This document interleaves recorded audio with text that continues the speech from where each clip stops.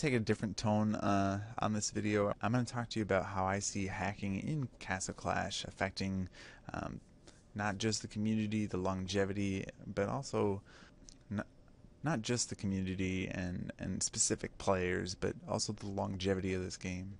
Um, we all want to see this game last as long as it possibly can. It's a great game.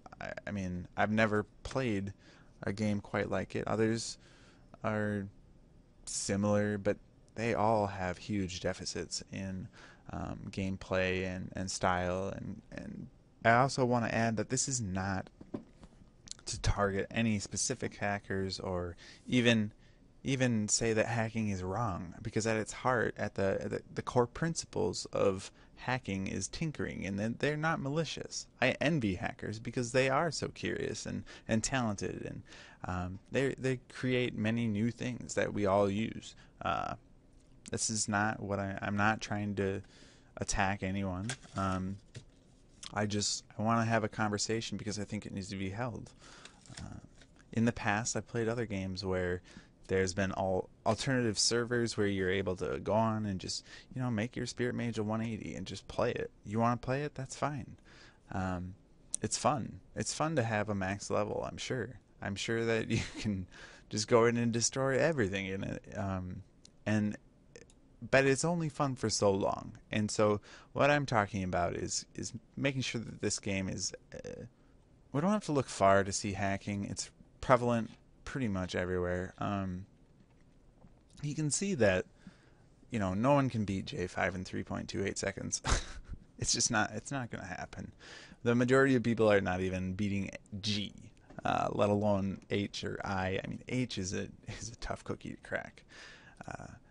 So pretty much all the people on those leaderboards are jacking up something. I'm going to venture out to say that a majority of those people are hackers, and that is a pretty victimless crime to just hack the HBM. Who cares, really? The argument that I've seen for hackers in this game is that this is a single player game, and really it truly doesn't affect anyone else. Yeah, I'm gonna be able to raid people really easy and get whatever I want, but the thing is that the hackers that are there are going to be much higher ranked, and most of us are not even going to feel it. But I have been raided by some crazy people before, where they just pretty much burn through your base in 2 seconds, and that's without a Pumpkin Duke and Cupid and Spear Mage. You get people who just want to spice it up, and you've seen these videos of people being hacked before with Sand7 and with just throughout the forums. I've seen various things. Let's go ahead and talk about how it's affecting players from the lowest level to the high end. Here's what I see as the argument against why we should not allow hacking, or why potentially we make another server so that we can coexist. I have no problem. IGG has made plenty of money, and they could throw out another server just to allow this to occur without the side effects. See, the way that I see it is, now that I'm getting up into the 120s and 140s, we're going to start to see these big HB binds, right? Because it's very difficult to get 50,000 hero badges, or 30,000 even it takes a while.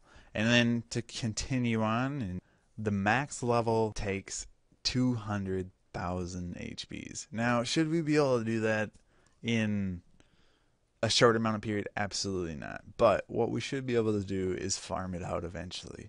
Let's just take a look at how it really affects the hero badges and honor badge income, right? So I'm not anywhere close to the top 100 right now. Been slacking. I'm sitting back at 4,000, but at my peak, I think that my best was 518, so I can get up there. And when you look at the rewards that you can potentially get in that top 100, they are worth it. They are worth it. It makes your game sustainable. You can continue to play because you actually get those honor badges. And then it's set up so that, okay, I'm not a player anymore. I quit the game.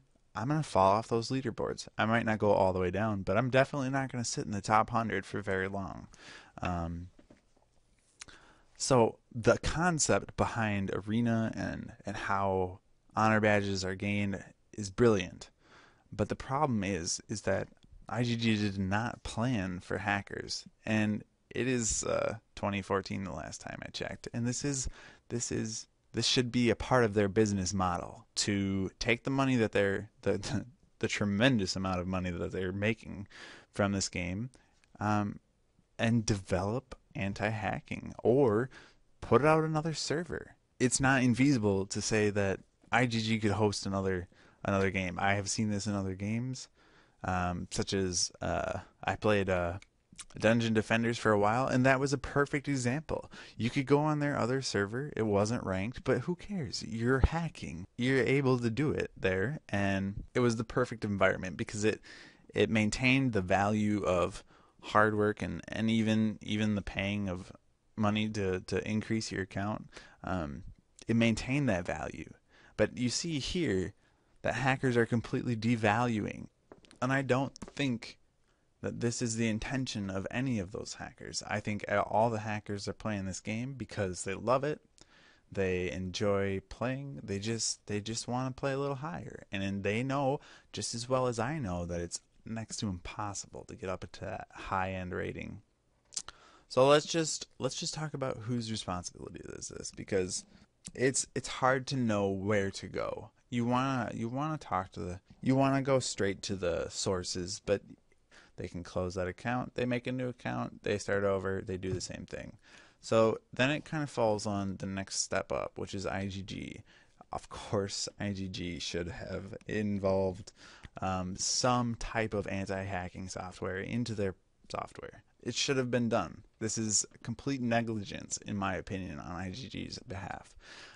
Or if they didn't put the anti-hacking, throw in a separate server. It's not that hard. It's really not.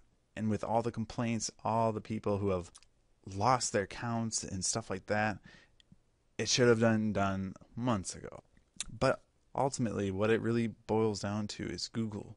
Google is the enforcer, has the power to be like, if you want your app on my store, you need to put a stop to this. It's not an acceptable business model. So IGG, maybe take a lesson from Obama. I mean, I know there's a lot of haters out there, but an ounce of prevention here definitely could have saved a pound of cure. But now it's too late, and it needs to be fixed.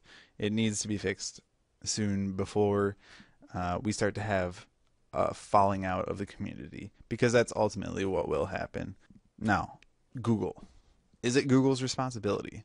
Apple certainly takes the charge on whether or not they're going to allow apps. And honestly, Apple is rigid and uncomfortable, and their games, you can tell that they have to fit directly into Apple's keyhole. There's a problem with that too. They have the ability to make a compromise in the amount of structure versus the amount of tinkering that's allowed. I think that Google has failed as well, because it needs to protect its investors. We are, as the community and the paying players, the investors in Google, seeing as how they're getting a percentage of every dollar paid into IGG. So what I'm hoping out of this video is to just kind of shed some light and to shed some light and have the conversation about what hacking really is going to do to the community over time. Castle Clash's player base is going to diminish. Their IGG's income is going to diminish. Google will follow suit. This is a community-based problem, and it should have a community-based solution. But as IGG is continuing to let this go on, I think that it's time that Google does step in, and encourage IGG in some way to make the changes necessary to prolong and protect the gameplay. So everyone can kind of understand that this is affecting you, no matter what. If you're the hacker, you're Google, you're IGG, you're the player, you're the player's wife because the player is going to be all pissy. It's affecting you. And We need to make some kind of a change. With that, I'm gonna wrap this up. It's been long enough. I hope that it wasn't too boring. All right, guys. Thanks for watching. Next video is going to be on the contest, so stay tuned, and happy clashing.